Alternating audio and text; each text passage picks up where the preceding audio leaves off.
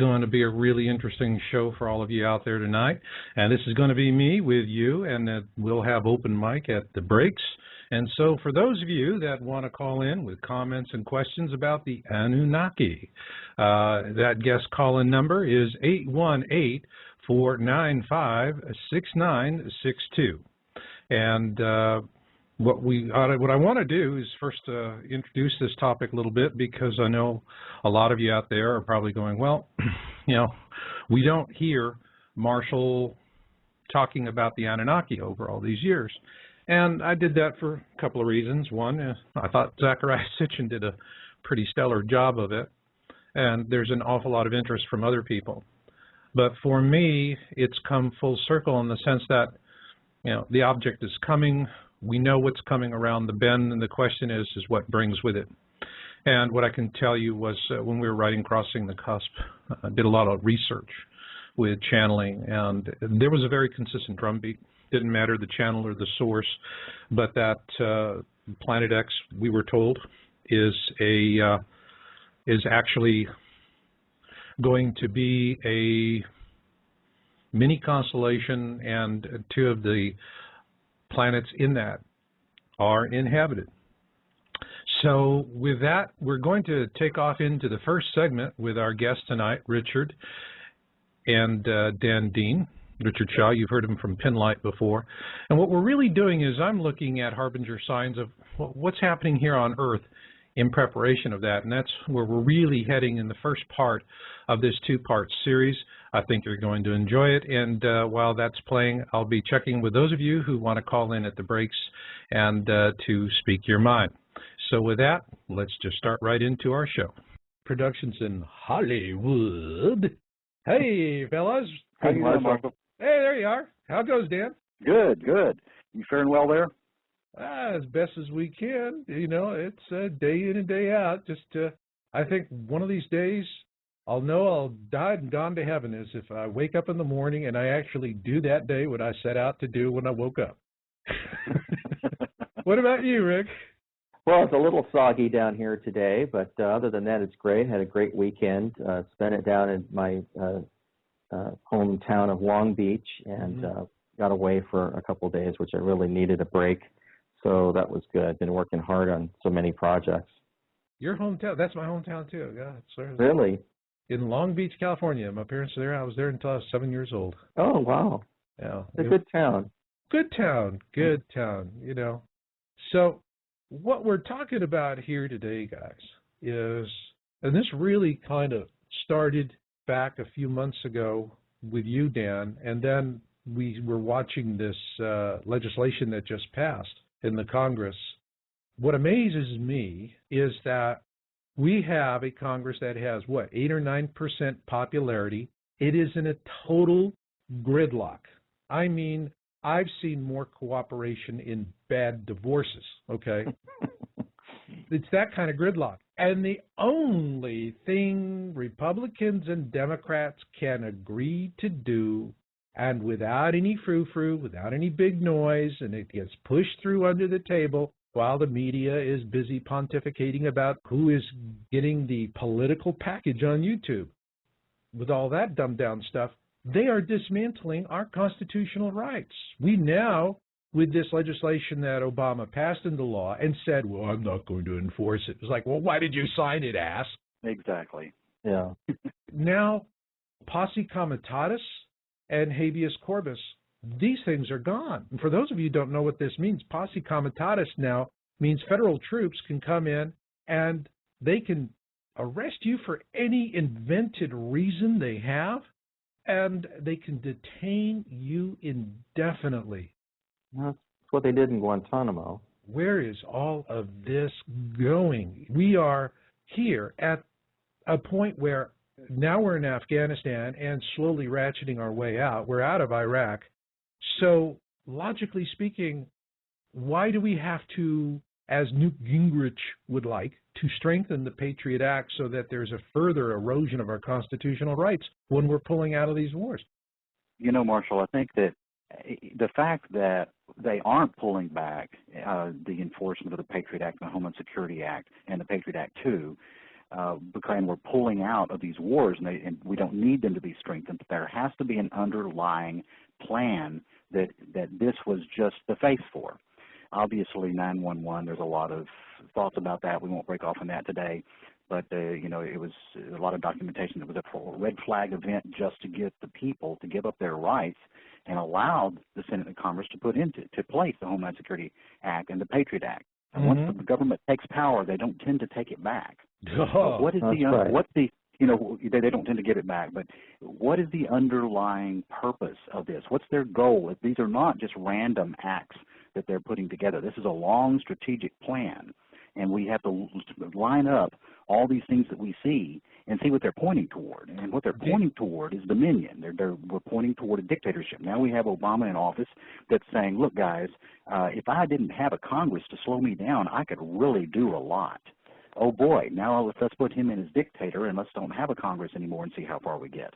I mean, that's already being aired out there. Yeah, but does it even matter? Obama is no better, but he's no worse. They're all in this huge, dirty, filthy power grab. I agree with you. So we have this power grab. I think you have framed this perfectly. We need to have a strategic conversation here. Guys, we need to take huge steps backwards today. We need to get on the opposing peak so that we can see the whole forest in front of us. And with that in mind, we're standing here on the peak, shoulder to shoulder. Rick, what are you seeing? Well, I'm kind of amazed at just the electoral process here, how one-sided it has been in the advertising, and how people are threatened if they're supporters of Ron Paul, which I think is just, I think people are finally getting it, how slanted the news media is to the people that it's interested in. Whether you're a Ron Paul supporter, he has not gotten a fair shake in the news, along with everyone else, when he's polled big numbers at these events. No, you know, I tell you, every time I watch these Republican debates, I'm waiting for Maury Povich to walk on stage with DNA reports, you know? Yeah, it's just insane. And also, it just seems like it whether you're a Republican or Democrat, you're going to get the same result. Yeah. And it's because that politics right now is basically a waste of time. That whoever ends up in office is under control of someone, and it appears to be the world banking system, the Federal Reserve, the EU. I mean, everybody that's in charge with the banks are now in control of the world.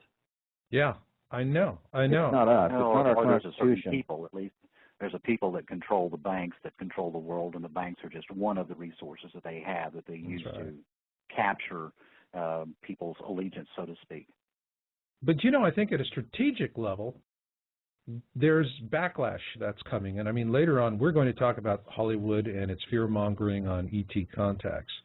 And that gives us, with Apollo 18, you know, and Dan, you zoomed in on this, because Apollo 18 couldn't muster enough support for theatrical release. It went straight to DVD rental. That's how I saw it on Netflix. And after seeing it, it was, I could understand why, but we'll talk about that in the next segment. Yeah, I've got some figures for you, Marshall, on Apollo 18. I am looking forward to this. I mean, that is, as a producer in Hollywood with your thumb on the pulse, what you've got to say about this is, hey, for you guys listening, you're in for a treat. I mean, this show is on the inside track tonight. We have the SOPA Act, which was, sure, I'm against piracy. And I know Hollywood, you know, has one view of it.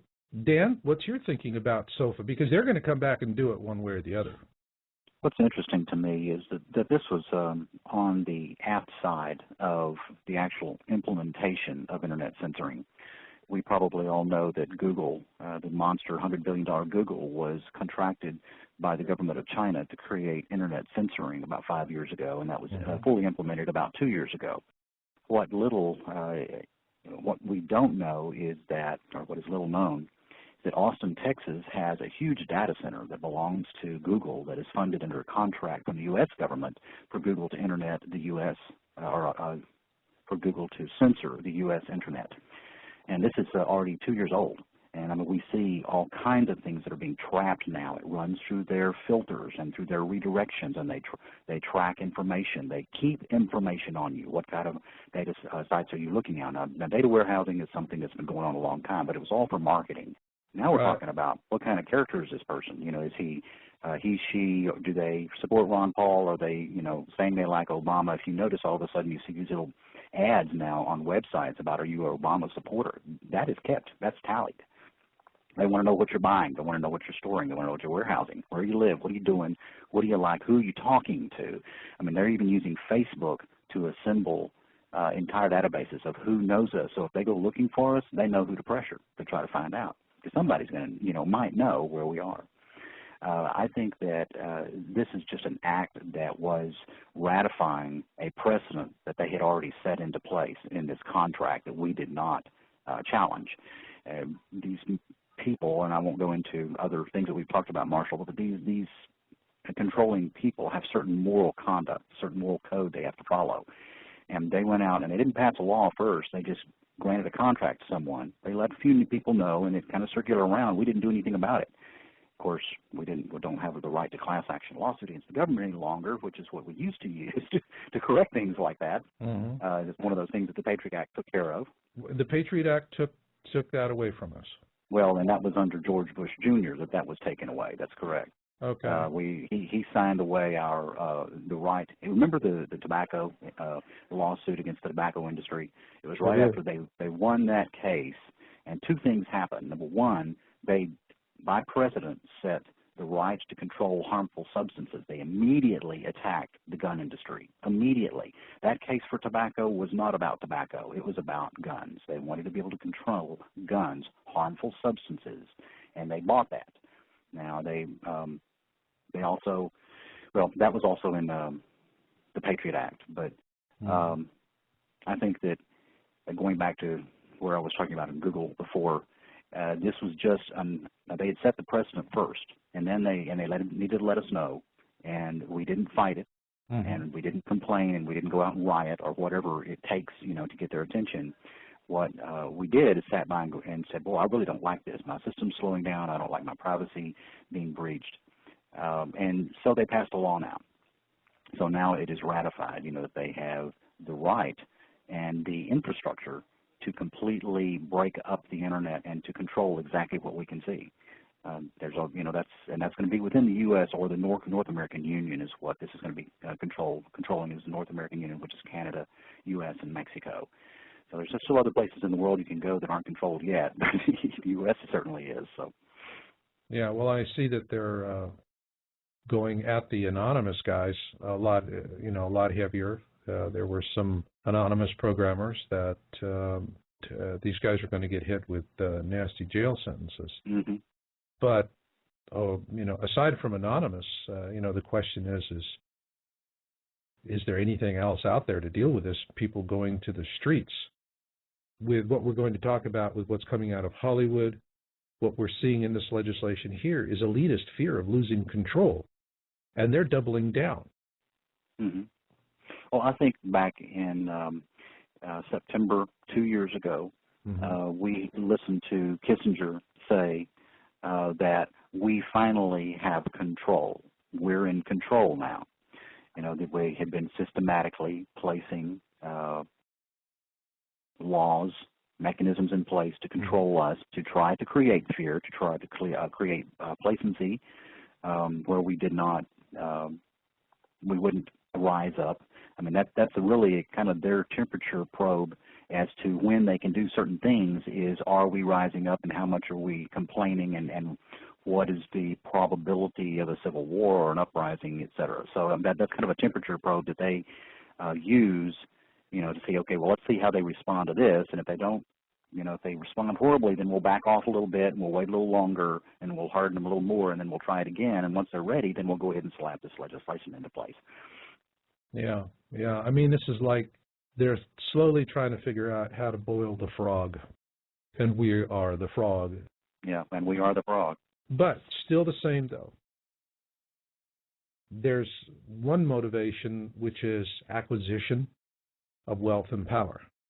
Mm-hmm. But then there is another motive, which is the fear of loss of said acquisition, that they're going to lose that.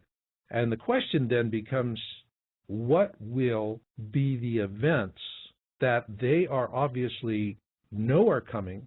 They are obviously busting heavy moves to fortify their position in anticipation of that, but they are not sharing that with the rest of us, and we're going to take a shot at that in the next segment.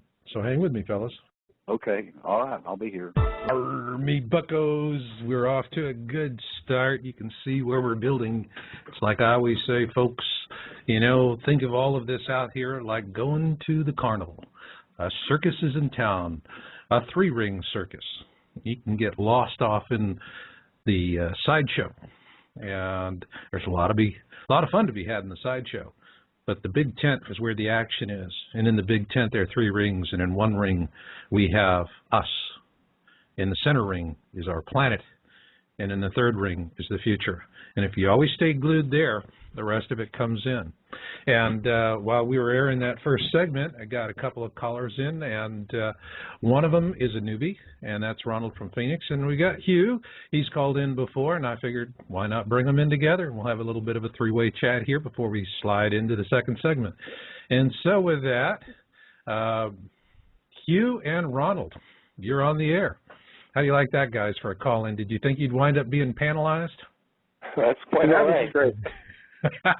Well, Ronald, I know you called and you said that you're new to the topic and that you have concerns about this, and but also it was interesting. We had something that came in the virtual chat room from Village Idiot. Said on January 18th, Ron Paul introduced legislations into Congress to remove the unconstitutional language in the NDAA, and I don't know about you fellows, but I am not going to hold my breath waiting for that to pass.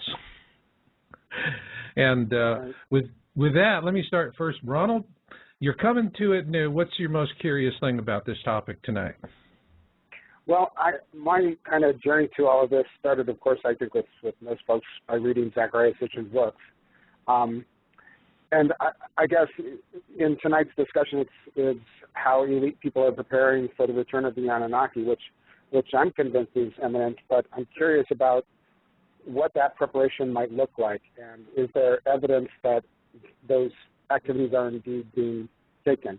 And I'm kind of meaning more beyond the restriction. Like I'm not really sure about what the restriction of our personal liberties serves in their preparation for the coming of the Anunnaki. We still have personal liberties? Pardon me? That's news. We still have personal liberties. That's news. Let's see. Well, they just suspended posse comitatus. They suspended habeas corpus.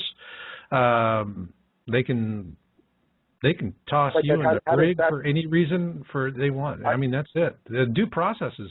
I mean, I understand that, and I agree those are horrible things, and I'm totally against that. I don't understand how that serves them in their preparation of the coming of the Anunnaki. Oh, that's curious. You know what? I'm going to toss that one into your lap. Why don't you take a shot at that? Hugh, what's the Virginia angle on it? What, the Anunnaki? Yeah, he's asking a good question. It's like, well, what are they doing? I'm going to shake them all up, and we're all spiritual beings, and we came from spirit. We're here playing a physical game. We're going to go back into spirit someday. So I'm going to put the fear on the elites now, and I'm going to say that things are happening through harmonics. And if you have the right alignment with your heart and the Creator, you'll be perfectly fine. But if you're not, you can be on a yacht sipping a pina colada or in an underground bunker, and you're going to spontaneously combust or explode. But you may live a little longer if you want to change your ways and do the right thing. So there's where the fear goes. And everybody should just understand that we're all being manipulated. And if that's how your reality, then enjoy it. But I'm not in that reality. I'm standing in my truth. I'm looking back at who's manipulating me and why, and I'm putting out strategies for those that are awake, that want to network and come together to really confuse and have a lot of fun at the same time. Let's all register as independents. That should make a lot of fun for the candidates. And every time you come into contact with any candidate from now on, just keep hammering the same question at them. Say, don't tell me what you can do for me once you're elected into office.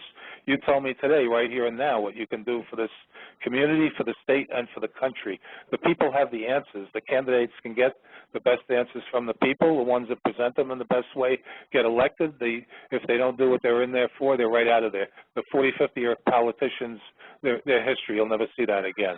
But now but you know, Hugh, I mean, the process is so corrupted. When I was watching one of the debates and the Republican debates, and this woman got up and said, you know, I lost my job, and because I lost my job, I lost my health care coverage, and now I'm on unemployment insurance. I can't find work, and I don't have any health insurance. What can you do for me? And the answers were all of this kind of theoretical, well, this is what caused you to be in this situation. And they danced around it. Every one of them sitting up on the stage danced around it because they didn't have an answer for this woman. All right. Now, all of the guys standing up on that stage have excellent health care plans. They don't have to worry about losing their jobs. They're all independently wealthy, or they're, you know, well wired in for retirement income. So the problem, as I see it, is, I mean, there's a huge corruption of money. But getting back to, I think, what Ron was curious about, and he's saying, well, what are the signs of all this stuff?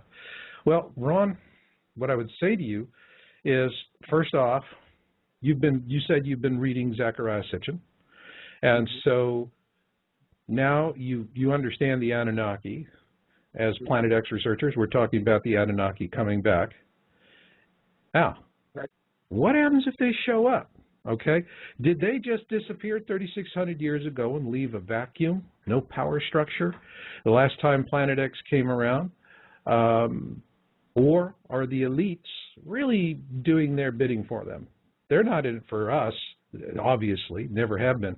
They're in it for themselves, but they're in it for themselves for a different reason. And I think that's what we're kind of driving home tonight with this interview. And you know, what we did was, as you can see in the first segment, we're starting to look at the political realities and the social realities that are happening now.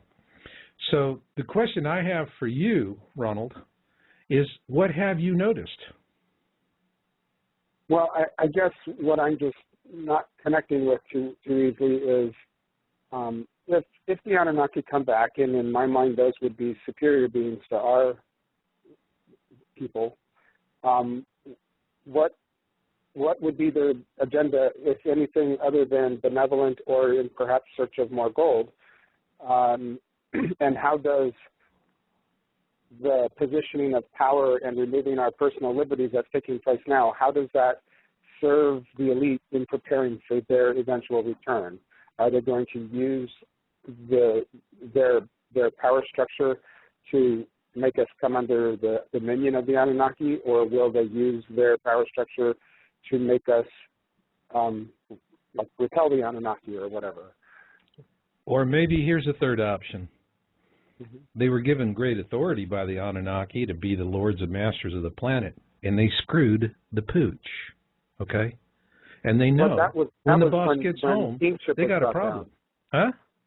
That was when kingship was divinely appointed. Now we don't have that. We have the rule of man. We think we do. The rule of man is what goes through and about. The rule of man, the rule of what? I mean, you know, you hear one of the things in the debate all the time is like, get rid of the Federal Reserve, get rid of the Federal Reserve, all right? But they don't go the next step. They don't say if you really actually reserve, you know, check into it, the Federal Reserve, which is privately held, is if you look at the lines of ownership and you follow it, the United States currency is owned by bankers in London in an area called the Crown, all right? And it's like Vatican City. It has its own laws, rules, tax codes, and everything else. And so we're owned by power elites sitting in the middle of London. That is the real truth of it. That's the real truth of it. And so you have all of these mechanisms, and it's all clever, and it's all virtually undefeatable. But yet, they're busting moves in anticipation of something that is they're not concerned about it being a threat to us. Who cares? They don't care about us. We're eaters, all right? But I think, you know, from what I see, particularly in the last couple of years and some of the rash, hasty moves, they're not so certain that they're going to be the plum in the boss's eye when the boss gets back. And I think we'll get into that a little bit more when we get into this next segment. So, fellas, we're going to move on into part 2 of this interview. And hope you find what you want there, Ronald. And Hugh, keep raising those flags of discontent, my friend. Okay? Thank you. You're welcome. A way to help folks coming into awareness. I often say to folks when they tell me about how they're now seeing all of these things, tell me, was coming into awareness for you like being slapped in the face with a dead salmon and there you were, spitting scales and wondering how you got there? And to a person, they always say the same thing. Yeah, that really describes it. Now, folks, that is awareness. And there's no comfortable way to deal with it. But there are ways that you can help people ease into it with less stress, considerably less fear, and more importantly, with hope. That was one of the reasons why I produced my video, The 5 Stages of Catastrophism. And that is really based on what I had written about in my book, Indigo ET Connection, many years ago. And with ET Connection, what I'm talking about is the role indigo children will play in contact with extraterrestrial races during the coming tribulation, because this is a consistent drumbeat theme. We're going to be making contact. I also dive into this in my book, God's Child Covenant, Return of Nibiru. Now, both of these offer an interesting way for teens in particular to come to this and to see where they fit in the grand scheme of things. With God's Child Covenant, what you have is fiction based on fact. And it takes the kids through what will probably be a real-life situation. It's based in a triage camp in Los Gatos, California. And that's where people go to live or go to die, being resigned to either fate. And the lessons there are very clear. For example, the sexes need to face this equally. If we lose all the social advances that we've seen in the last half-century, now what happens? Well, all you have to do is see what the plight of women and children is in places like Afghanistan, where they're chattels. They're really not human beings, and the women are trapped in arranged marriages that are so horrific they set themselves on fire to escape them. The result is you have tribal societies that cannot generate their own technology. They're clever, and they can use the technology they steal, beg, or borrow, but they don't have the ability to do it on their own. And that's because when a man subjugates a woman or a child, he must first subjugate himself to a greater evil. And this is the lesson these old tribal cultures have yet to learn. But it is core to the message of both God's Child Covenant, Return of Nibiru, and Indigo ET Connection. So consider these books for your teens, and perhaps even a spouse who likes adventure novels and something light reading that's tangential, but not direct, as a way to gently immerse them into their own awareness. And with that, let's move on to the interview. I'm back with Rick and Dan, and in the first segment, Dan, I think you did a really good job of talking about all the legislation that's being used to extend the control. My gut tells me it's because they see something coming on the near future horizon that is going to be a massive challenge to their domination and control of the world. The question is what could that be? And Rick, I think that brings us to you and with what is happening in Hollywood, because we are really getting a huge steady diet of fear these days, aren't we? That's true. And can I bounce off quickly what Dan was saying about Facebook? Go for it. And also doing Google searches. There is an alternative. I mean, some of us got the feeling that too much of our personal information and our children's baby pictures and everything else was up on Facebook, where a very elaborate history of who we are is on the internet, available to pretty much anybody. And at a certain point, that started to worry me. So I don't do Facebook anymore because of that, and haven't for quite some time.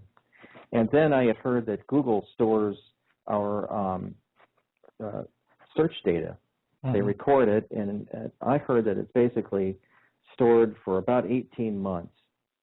But if they hack into it, they can go even further back than that, but they don't do that unless there's a reason to. I mean, if the government stepped in and wanted to know something about a specific person, they could probably do that. But I think, Dan, you'd be the first to say 18 months my butt, they got everything going back to the day God, winkled in your mom's eye.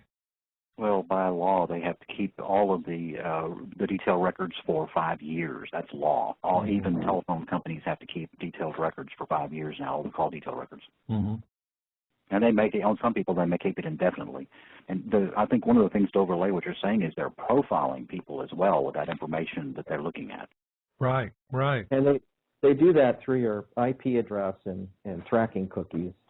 Oh, yeah. And the one way to get around that is to not use Google search engine. And I know that there's a lot of web browsers out there that are designed to, when you type something in the search window, it goes straight to Google, or if it's Microsoft, I guess it goes somewhere else. But it goes to Bing. Bing, right. On Mac, if you're using Safari, or Firefox, Safari always just goes straight to Google, but there's a little program that Mac users can download called Glims, G-L-I-M-S, and that basically changes your search window so that you can select any search engine you want to search with. Mm-hmm. And one of the safe ones is called Start Page. If you go to startpage.com, they don't store any of your information. You can search on anything you want. Now, it's not as great as Google, but you're not going to get tracked if you use it. Mm-hmm. It's enhanced by Google, even say Start Pages. What you have to understand is every data center in the country has a government sniffer box installed, and they're sitting on the inside trusted networks. So, yeah, forget it. There's no place to run, no place to hide. Anonymous surfing, I think, is wise, as Rick was speaking about, just so you don't have the commercial harassments. But yeah, trying to hide from government eyes. If their sniffer picks up keywords or you click off a profile from things you've been doing, then that's an alert profile, they're going to find out where you are. They won't have any problem at all. Right, right. If you're online, you're not going to have privacy. All right. And Rick, you were talking about something earlier, the theme that Hollywood is trying to interlace into some of the new movies when you and I were speaking, and I was hoping you could talk about that a little bit, if that's okay, Marshall. Actually, that's where we need to be right now. Okay. I'd be happy to. One of the things we wanted to talk about on your show today, Marshall, was the movies about aliens or UFOs that have been out in Hollywood so much lately. And I forgot on my list that I sent you, Race to Witch Mountain. Yeah. Those were good aliens, though. But if we're talking about bad aliens, there's been a kind of a resurgence of bad alien films in Hollywood. You got War of the Worlds, the most recent one with Tom Cruise, the Spielberg picture. The Fourth Kind, that was a real scary and not a factual film. Cowboys and Aliens, Super 8, Knowing, where the angels seem to be both good and bad. And then you have the earlier films like The Mothman Prophecies. And then you also have probably the film that started it all out, the 1989 motion picture Communion with Christopher Walken, that was directed by Philippe Mora, who happens to be a friend of mine. So all of these things are kind of interesting. It's not like the friendly little aliens that were in Close Encounters of the Third Kind. No, and are you seeing a shift to where Hollywood has just gone to a predominantly, almost exclusive negative message? Some of it is that I think the filmmakers and the producers involved in those films are trying to put out kind of their own clandestine message in their movies. But I know for a fact that out here, everything is about, it's all about the money. Mm-hmm. It's all about what sells. I mean, Apollo 18, oddly enough, I mean, it's not that great of a picture. No, it's not. It's kind of ridiculous. It hasn't gotten very many stars. It got, Rotten Tomatoes gave it 25% on the tomato meter. Most people that wrote reviews about it were really bored with the film, and so was I. It just didn't have a lot of character development. It did look, the shooting of it looked pretty authentic. It looked like they were on the moon, and they did a good job with that. But Stanton Friedman, who I'm sure you guys know, the famous scientist, UFO research. He's been on my show. We don't interview Stanton Friedman. You just say, Stanton, what do you think? And then you spend the next hour of your interview begging the guy to go to a break. I mean, there's no interview.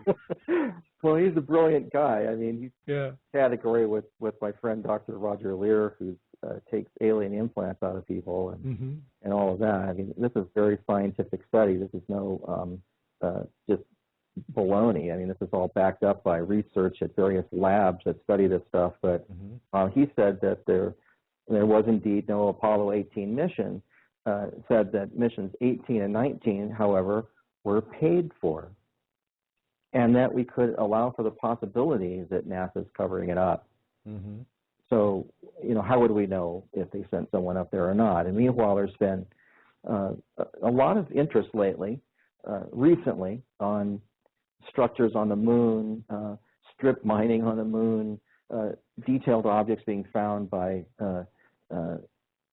guys that are they're not professional astronomers, but they're out there with their telescopes, and the telescopes, just the ones that you can buy now and order, are getting pretty good. Oh yeah. And people are saying that they see stuff. I sent you a picture before, Marshall, of this guy that hooked up his telescope to his webcam and was recording it as a digital video file on his computer, and what looks like a structure appeared in the middle of a crater. I mean, we don't know what it is. I mean, to me, it looks like a square white structure of some sort. I don't know what it is, and we're looking through the Earth's atmosphere, so we can't get super crisp pictures. But it's like, what is that? And then last year, or might have even been in 2009, there was a big image that came out that circulated on the internet of a crashed spaceship on the moon. You remember that? Yeah.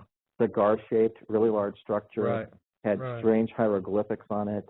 So all these things are very interesting. And in my past emails that I've had with John Lear, who's the son of the Lear, the same Lear that made the jet aircraft, and also the 8-track tape player.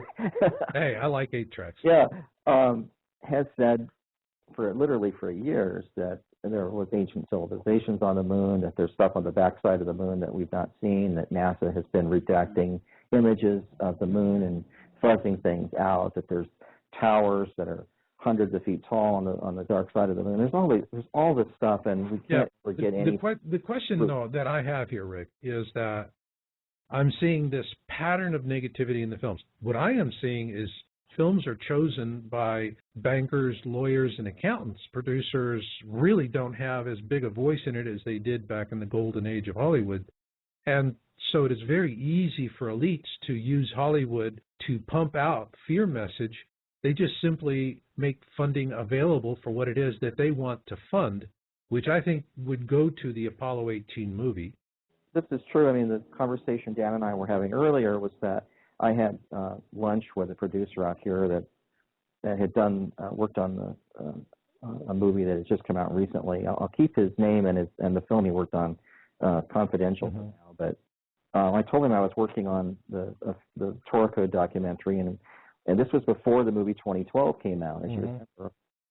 And we got into discussion about that. And I said, I wish I knew what was in the movie 2012 so we wouldn't step on the same topics. And he said, oh, I'll just email you the script. And that afternoon, I got the script for 2012 before it actually was released. And could really, read it and find out, well, 2012 turned out to be kind of a non-issue. It wasn't, it was somewhat scientific, but and I guess 70% goofiness and 30% some factuality to it. But I mean, the one thing Emmerich did, and for those of you out there, if you haven't seen it, the first time you see it, it's this ridiculous eye candy. But once you do that, Emmerich gives you a subtext. He actually describes to you how the elites think and operate and do what they do. And what you have to understand about that movie is at the end, it has this nice, glowing, happy ending where the 1% of the world survived because they let the other 99% know they were dying the day they died. And that was the message Emmerich sent. And you don't get that until your second or third viewing of the film. You start looking at the subtext. The whole scene with the Mona Lisa and killing the guy, I totally got that.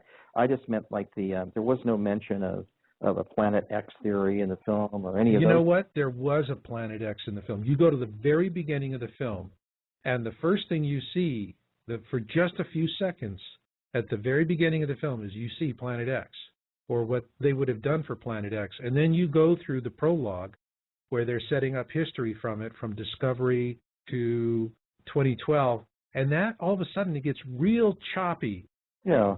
And I saw that first part. I knew it was chopped, but the film was taken out of its summer box office slot and thrown into a November slot with art films, you know, holiday art films, where Hollywood's really sucking up the low ticket revenue. Sure. Well, one thing that I wanted to mention and that I was getting to as a result of this, it just kind of was interesting to get a pre-release copy of the script. Mm-hmm.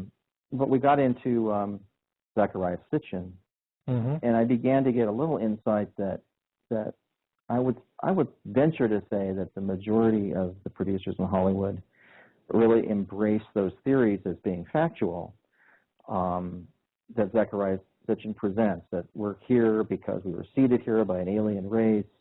Mm-hmm. There's all these stories from the past with the Sumerians and what he did as far as being able to read Sumerian cuneiform script and all of those things that you and I have talked about before, Marshall, I think has become rather prevalent out here, and that tends to squelch other ideas from the Book of Genesis, the biblical account, or at least the what a lot of people refer to as the creation myth. So Okay. You've got all these various views that are trying to be put out in the Hollywood media. But if we look at all these patterns, everything we have been talking about with fear injection in Hollywood films, the dismantling of the Constitution, further erosion and control, I mean, the elites are squeezing the tomato, guys. They are squeezing the tomato, and at some point the tomato bursts. Could it be, and here's the question we're going to answer in the next segment, could it be because the elites fear the return of the Anunnaki? Hang with me, fellas. Okay.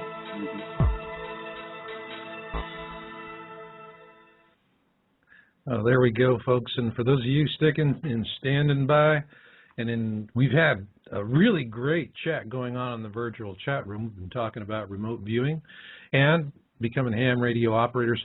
Now, I would tell everybody out there listening in, those are very useful skills for survival, because when the time comes that we're dealing with tough times, if you're able to do RV, well, you can go out and find things that are useful.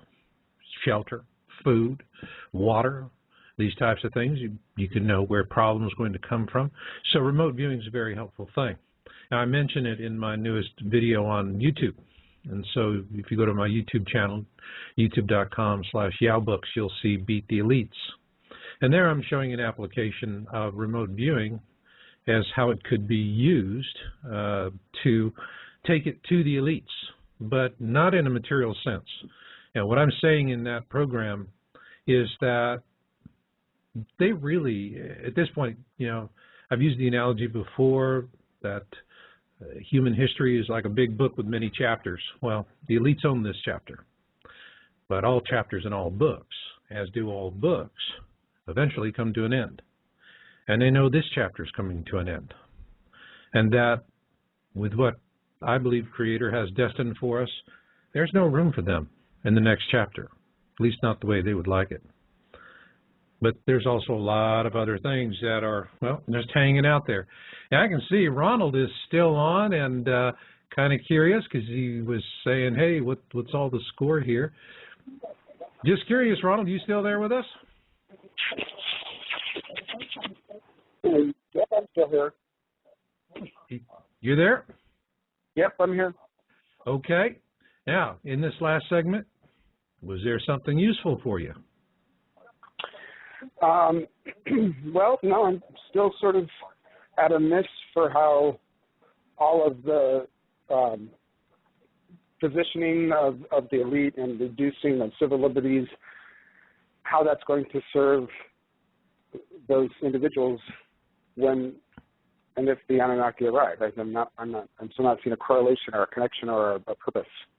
Okay. All right, look at it this way. Your parents are gone for the weekend. You had a big house party for all your friends. There had beer cans and crud everywhere.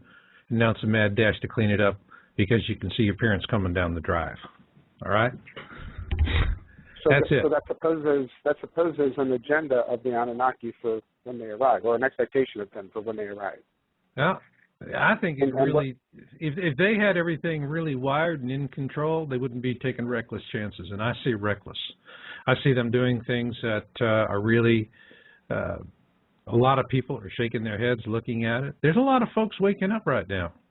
There's a lot of folks waking up right now, and they're really, really getting, they're angry. I don't, you know, one of the things I can tell you guys, I mean, I've had so many folks that have said, hey, you know, you got to watch the movie Thrive, which I started into it. I'm about halfway through it. I think it's well worth the view.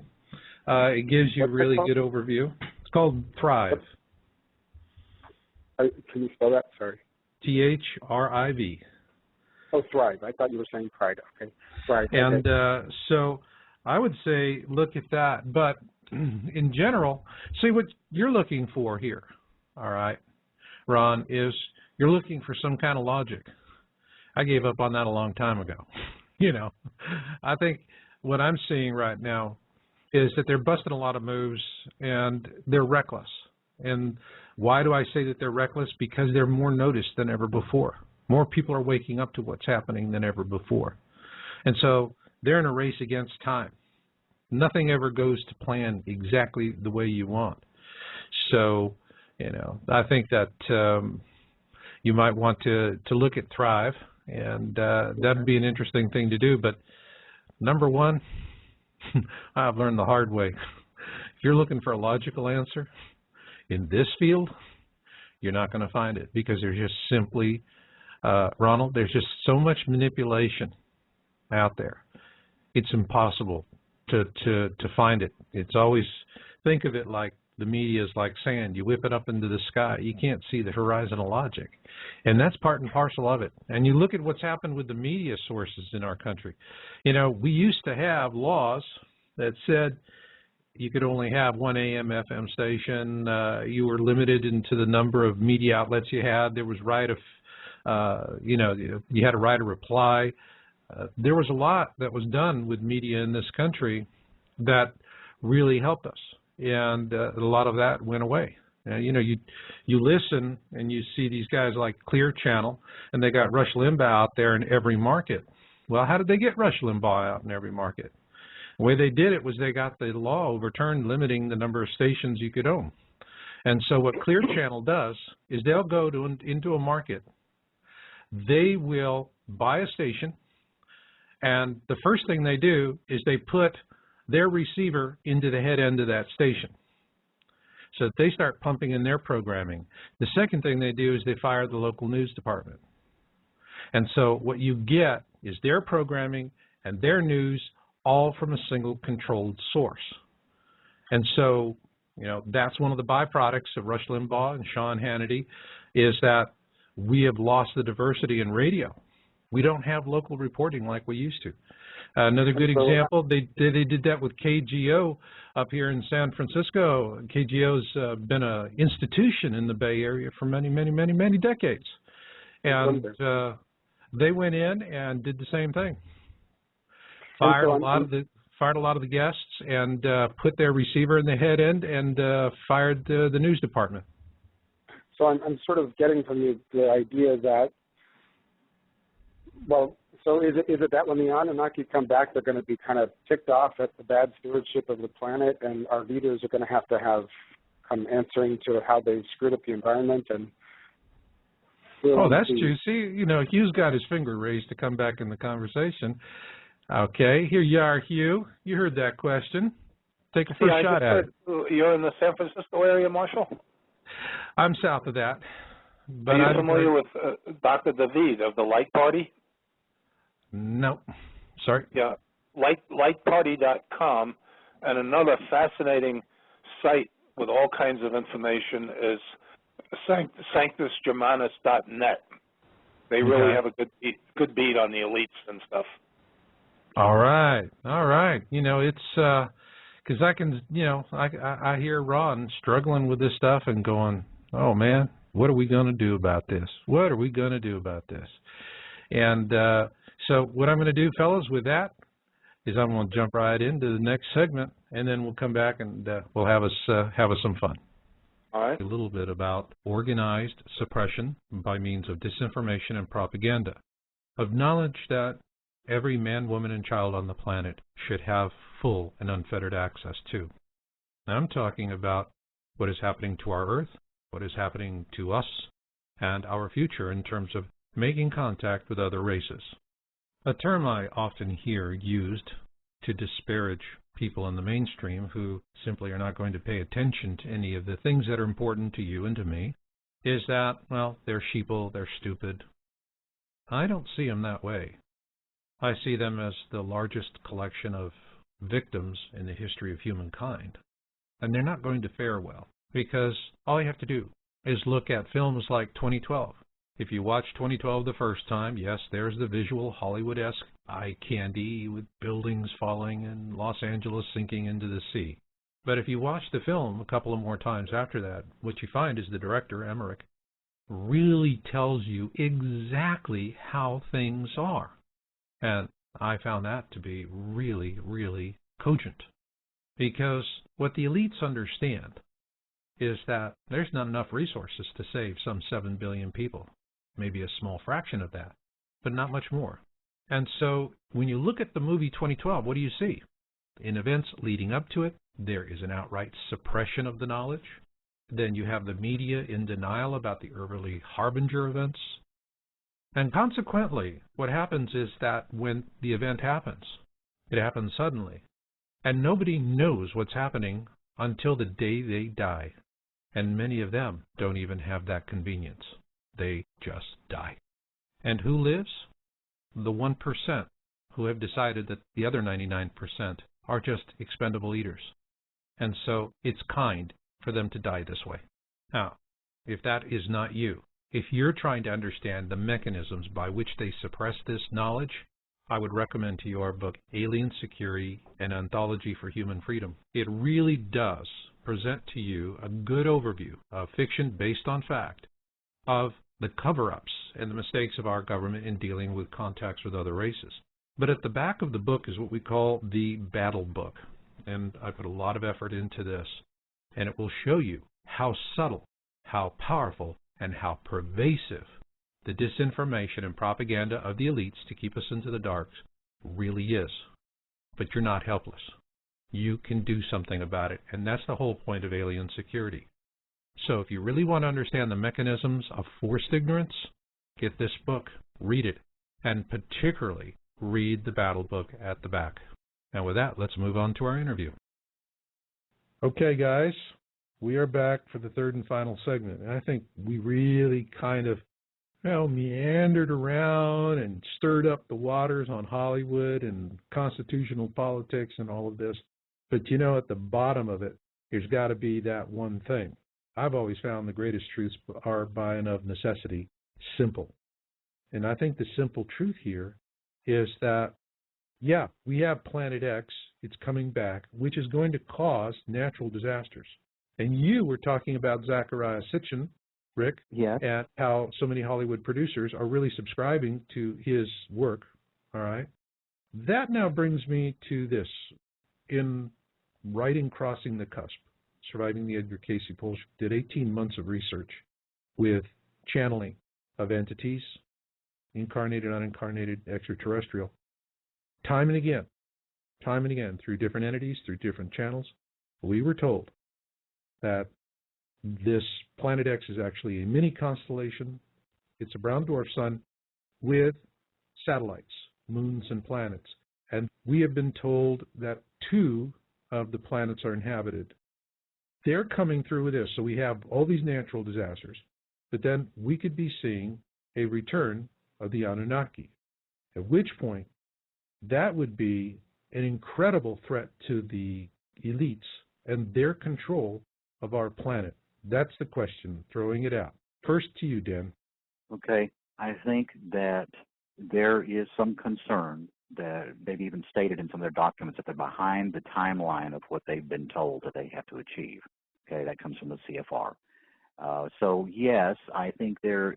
CFR, explain that for the listeners. Council of Foreign Relations. Okay. there are concerns by their authorities that they are being given lordship for a reason. They're working for another race, the Anunnaki, let's call it, there's division here. It's not just one race. The Anunnaki and their slave race is just one part of the equation. Mm-hmm. So yes, I think they are concerned about bringing about the aspects of, let's go back to Zechariah Sitchin's names, of Marduk. Marduk is one of the Anunnaki that were here that I believe we knew him as Ra, as the Egyptian king or pharaoh of Ra. Right. He's also known as Jupiter. He's also known as Zeus, and we won't go any further than that. He gets around. He's got a brother named Enlil that he is at odds with. He's got an older brother named Enki that he's really at odds with. And they don't like each other. And they're having war on their own planet, okay? Mm-hmm. And Anu, their father, which where the name Anunnaki comes from, is trying to see between these two because both of them want to be lord of the earth. And we humans, being a lower race, there are those who want to have their little section of being lord of the earth and to have other possibilities in a galactic trade scenario. Now, I'm throwing a lot of stuff out there. Right. That's what they say. No, not what I'm saying. That's what they say. Okay. Mm-hmm. But I have said before on our show, I don't think it's just the Anunnaki we're dealing with. The return, the Masonic order is looking for the return of an Anunnaki, but the Mayans, the Toltecs, they're looking for the return of a feathered serpent, which is not a shining one. That's a draconian. Okay, mm-hmm. And they're expecting them at the same time. Now, we see that there's war on Nibiru. We've got at least two factions that are trying to gain lordship over the Earth because it's a beautiful planet, and they want the gold on it for the resources they want, which is why gold is our standard, I believe. Mm-hmm. They want the beautiful water planet, with atmosphere. They don't have to live underground all the time, mm-hmm. just like their own home planet. But I also think that there are other races that are interested, and that we're getting ready to culminate into a large racial dispute over the planet Earth. So I think they are afraid of that, is what I think, mm-hmm. Because it's not just the people that the CFR are serving, and I'm going to identify them as serving Marduk of mm-hmm. Nibiru, okay, of the Anunnaki. Mm-hmm. Enlil and Enki are on the other side, from Nibiru, mm-hmm. and they're fighting against Marduk, okay? Mm-hmm. And then we have this feathered serpent that's also come here that is also returning at the same time for the according to the Mayans and the Toltec and the Quetzalcoatl. Exactly. Mm-hmm. And he's not a shining one. He's the dragon of old that the Japanese and the Chinese really, that's their background of the one that they believe, that they're looking for his return. So mm-hmm. they kind of play together there. And that all divided during the dispensation of wisdom. Part of them kept the part about the feathered snake, and the other part kept the part about the Anunnaki. Right. And there were interventions in between. Right. So that's my opinion, is I think, yes, they are afraid that they do the job right in order to get what was promised to them. But there are multiple people that they need to be afraid of, and it's not just the Anunnaki. And Rick, I'll pass it to you and see what your thoughts are on the subject. Well, it goes really deep. I mean, there's so much going on. What I thought was interesting, there's a bio TV series called I Survived with a subhead Beyond and Back, and it's basically people that have had near-death experiences. And if you go up on their website, possibly even today, they're playing an episode where a woman died and she was met by ETs, which is very interesting. I've never heard a near-death experience quite like this one before. It's worth listening to. And it's very interesting, and it reminded me very much of the Book of Enoch. Mm-hmm. And if you've read the Book of Enoch, very fascinating read. He's taken up through the second heaven, where the fallen ones that are spoken of in ancient texts came to Earth and intermarried with Earth's population, with the women, and created a race of beings called the Nephilim. Well, the ones that had done evil upon the earth were in chains in the second heaven, and Enoch is like floating by these the evil angels that were enchained up there. And I think that we've got what's happening is, 2012 was supposed to be the year of enlightenment. That's what everyone has been saying. And I think it's very interesting that we're even discussing such things openly to a very willing crowd of people that really want to get as much information as they can, because this wouldn't have been possible, guys, just a couple of years ago. You couldn't discuss this in a historical venue or a scientific venue without people thinking you're crazy. And we're not crazy. We're just trying to get information. And I really kind of thanks to Hollywood, we have Ancient Alien series, that's come on. Sure. Scientific channels. There's been a lot of information about brown dwarfs, about cataclysmic events of the sun and what ifs, and including multiple dimensions. Exactly. So there's all this science now that's been presented to the masses that is a foundation upon which we can talk. So we're not trying to teach all the foundation. We're just adding precepts on top of the foundation. That's correct. And What the Bleep Do We Know? I love it. I love that movie. Yeah. And the second one too.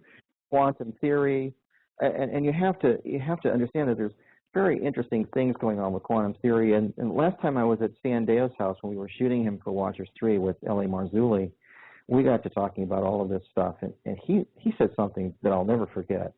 He said, when in Coast to Coast AM always likes to have evenings where they have ghost stories. I'm sure you guys have heard some of those. And I don't know where to go with those kind of conversations. Like, well, okay, there's entities. Obviously, I mean, we're seeing orbs that we think are disembodied spirits, and I've gotten hundreds of pictures of these things from people that have sent me digital photography of orbs. And I've taken them into Photoshop to really examine them. And when I zoom in on a clear picture of them, in almost, I would say 80% of them have a face embedded in them. A very clear-looking face, mouth. It's very, very weird. Hey, Rick, have you ever heard of the Marfa light? The who? But guys, this is really consistent with the increase in spiritualism. What I can tell you is that when we were doing channeling, one of the things, we would come into contact with extraterrestrial races that are on the other end of the galaxy, all right? Yeah, I have to ask them, thank you for your interest and your concern as to what's happening to our planet, because they're trying to warn us. And finally, one day, I just said, pardon my asking, but what's in it for you? Why are you even interested in what happens to an obscure planet on the other side of the galaxy? What makes us so special? And the answer that came back floored me. The answer was, because many of our ancestors have incarnated on your world. That was outlined in the book, The Gaia Project, Yeah, and so this is a high-stakes game that's going on right now. We have a natural evolutionary process, but they can't have an outright Holocaust. Well, what I was getting at with the Standeo discussion was that we know that we're made of atoms, and that an atom is like, I don't know, 98 or 99 point something percent empty space. And so all of these dimensions that coexist within the same space pretty much. And what Stan was saying about ghosts, which I thought was really interesting, said, you always hear people say, spirit enters the room, they feel like a cold breeze, or it gets chilly air. I felt that, yep. And they do. They come in one night, I was sitting there, my wife and I were just relaxing in the living room. The sliding door was open. We have the hanging drapes. Yeah. It was a dead still night, absolutely no breeze. They just flew up like something came in just once, and I felt this cold wind, icy cold wind. First it came around me, and I felt it come to my left, out to my right, and then it went to my wife, and she felt it, and it disappeared. Well, Stan says that the reason for that is that these entities are entering our area, our space, between our atoms, and they're vibrating at a lower frequency than we are, and we detect it as being a cold blast of air because they don't fit with our vibrations that we're currently, as living beings, producing. Well, that's interesting. So they're actually passing through our atoms in our own space. We can't see them doing this. So that almost brings the fairy dimensions even closer. Like they're there. I mean, is this? And then there's Chuck Misler, who we interviewed for Watchers 2, behind the scenes said that he all felt that we were living in a digital simulation. And he said it seems like some of the scriptures are alluding to that this is not our normal state, and that especially when you hear people have had near-death experiences, they depending on if they had a good or bad experience. You can basically tell that this is probably not what we're used to or what we're capable of, that being here in these bodies on this planet currently in the state we're in is only a temporary situation. Well, I really agree with you, Rick. I really agree with you. You know, there's an entire science called sacred contracts about the fact that we'll speak about the Bible for a minute being spiritual. Well, that's one of the texts that are used. That God created us. He knew us before the foundations of the world. That's right. Well, that means we're pretty old because our particular Earth's about 5 billion years old. You know, that's pretty old. And I know I hadn't been sitting here in this incarnation for that long.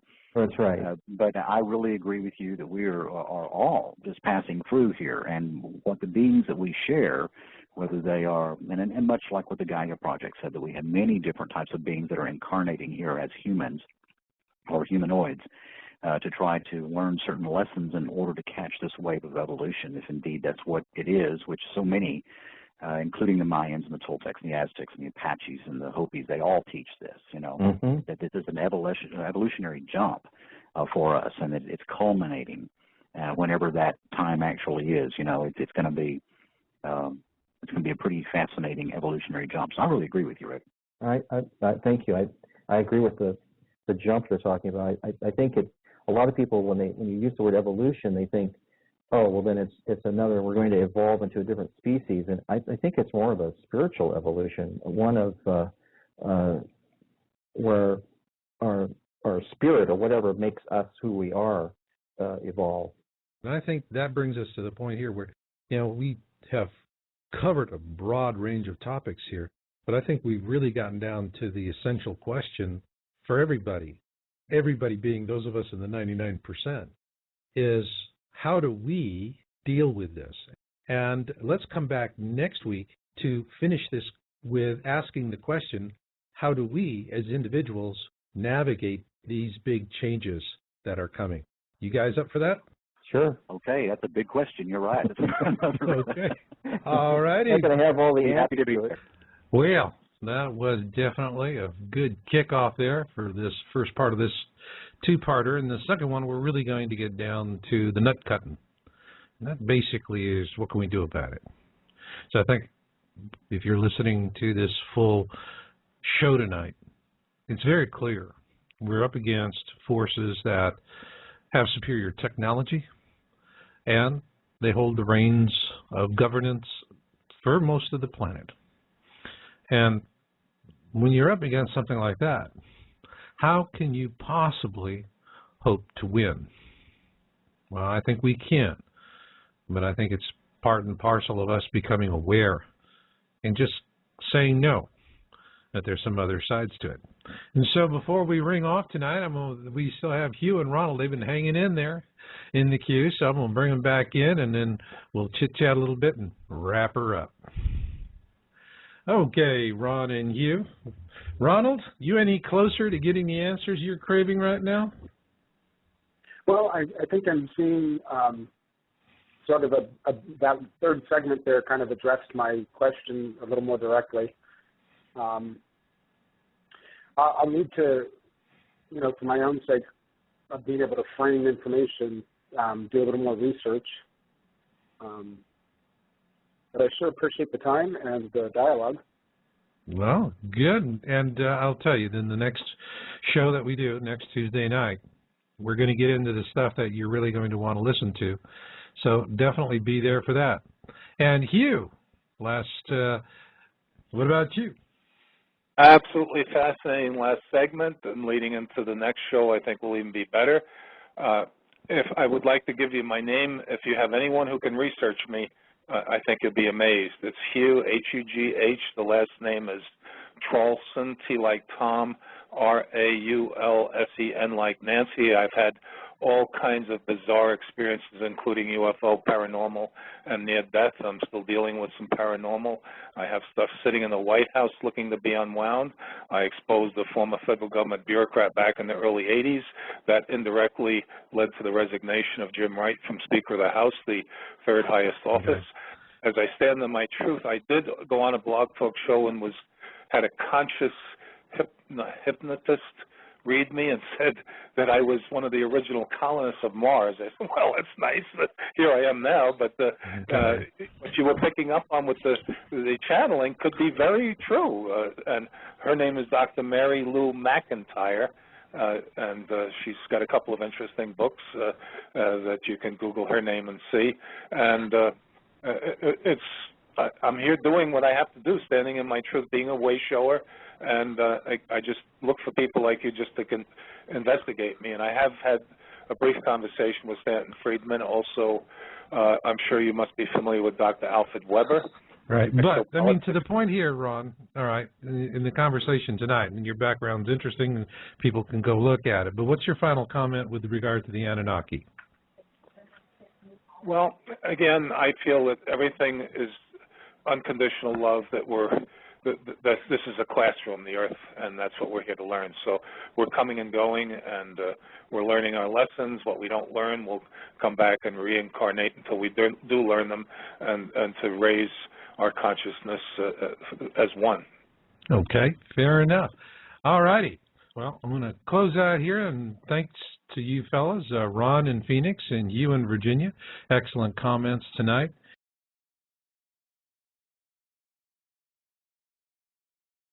Going to be a really interesting show for all of you out there tonight, and this is going to be me with you, and we'll have open mic at the breaks. And so for those of you that want to call in with comments and questions about the Anunnaki, that guest call-in number is 818-495-6962. And what I want to do is first introduce this topic a little bit, because I know a lot of you out there are probably going, well, you know, we don't hear Marshall talking about the Anunnaki over all these years. And I did that for a couple of reasons. One, I thought Zachariah Sitchin did a pretty stellar job of it, and there's an awful lot of interest from other people. But for me, it's come full circle in the sense that, you know, the object is coming. We know what's coming around the bend, and the question is what brings with it. And what I can tell you was when we were writing Crossing the Cusp, I did a lot of research with channeling, and there was a very consistent drumbeat. Didn't matter the channel or the source, but that Planet X, we were told, is actually going to be a mini constellation, and two of the planets in that are inhabited. So with that, we're going to take off into the first segment with our guest tonight, Richard and Dan Dean. Richard Shaw, you've heard him from Pinlight before. And what we're really doing is I'm looking at harbinger signs of what's happening here on Earth in preparation of that. And that's where we're really heading in the first part of this two-part series. I think you're going to enjoy it. And while that's playing, I'll be checking with those of you who want to call in at the breaks and to speak your mind. So with that, let's just start right into our show. Productions in Hollywood. Hey, fellas. How you doing, Michael? Hey, there you are. How goes, Dan? Good, good. You faring well there? As best as we can. You know, it's day in and day out. Just, I think one of these days I'll know I'll died and gone to heaven is if I wake up in the morning and I actually do that day what I set out to do when I woke up. What about you, Rick? Well, it's a little soggy down here today, but other than that, it's great. Had a great weekend.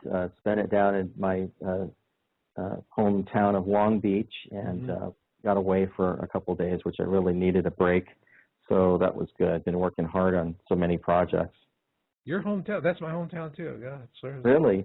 In Long Beach, California. My parents are there. I was there until I was 7 years old. Oh, wow. Yeah, it's a good town. Good town. Good town. You know. So what we're talking about here today, guys, is, and this really kind of started back a few months ago with you, Dan, and then we were watching this legislation that just passed in the Congress. What amazes me is that we have a Congress that has, 8 or 9% popularity. It is in a total gridlock. I mean, I've seen more cooperation in bad divorces, okay? It's that kind of gridlock. And the only thing Republicans and Democrats can agree to do and without any frou-frou, without any big noise, and it gets pushed through under the table while the media is busy pontificating about who is getting the political package on YouTube. With all that dumbed-down stuff, they are dismantling our constitutional rights. We now, with this legislation that Obama passed into law and said, well, I'm not going to enforce it. It's like, well, why did you sign it, ass? Exactly. Yeah. Now, posse comitatus and habeas corpus, these things are gone. And for those of you who don't know what this means, posse comitatus now means federal troops can come in and they can arrest you for any invented reason they have, and they can detain you indefinitely. That's what they did in Guantanamo. Where is all of this going? We are here at a point where now we're in Afghanistan and slowly ratcheting our way out. We're out of Iraq. So logically speaking, why do we have to, as Newt Gingrich would like, to strengthen the Patriot Act so that there's a further erosion of our constitutional rights when we're pulling out of these wars? You know, Marshall, I think that the fact that they aren't pulling back the enforcement of the Patriot Act and the Homeland Security Act and the Patriot Act too, because we're pulling out of these wars, and we don't need them to be strengthened, but there has to be an underlying plan that this was just the face for. Obviously, 911, there's a lot of thoughts about that. We won't break off on that today. But, you know, it was a lot of documentation that was a red flag event just to get the people to give up their rights, and allowed the Senate and Congress to put into place the Homeland Security Act and the Patriot Act. And once the government takes power, they don't tend to take it back. What is you know, they don't tend to give it back, but what is the underlying purpose of this? What's their goal? These are not just random acts that they're putting together. This is a long strategic plan, and we have to line up all these things that we see and see what they're pointing toward. And what they're pointing toward is dominion. We're pointing toward a dictatorship. Now we have Obama in office that's saying, look, guys, if I didn't have a Congress to slow me down, I could really do a lot. Oh, boy, now let's put him in as dictator and let's don't have a Congress anymore and see how far we get. I mean, that's already being aired out there. Yeah, but does it even matter? Obama is no better, but he's no worse. They're all in this huge, dirty, filthy power grab. I agree with you. So we have this power grab. I think you have framed this perfectly. We need to have a strategic conversation here. Guys, we need to take huge steps backwards today. We need to get on the opposing peak so that we can see the whole forest in front of us. And with that in mind, we're standing here on the peak, shoulder to shoulder. Rick, what are you seeing? Well, I'm kind of amazed at just the electoral process here, how one-sided it has been in the advertising, and how people are threatened if they're supporters of Ron Paul, which I think is just, I think people are finally getting it, how slanted the news media is to the people that it's interested in. Whether you're a Ron Paul supporter, he has not gotten a fair shake in the news, along with everyone else, when he's pulled big numbers at these events. Now, you know, I tell you, every time I watch these Republican debates, I'm waiting for Maury Povich to walk on stage with DNA reports, you know? Yeah, it's just insane.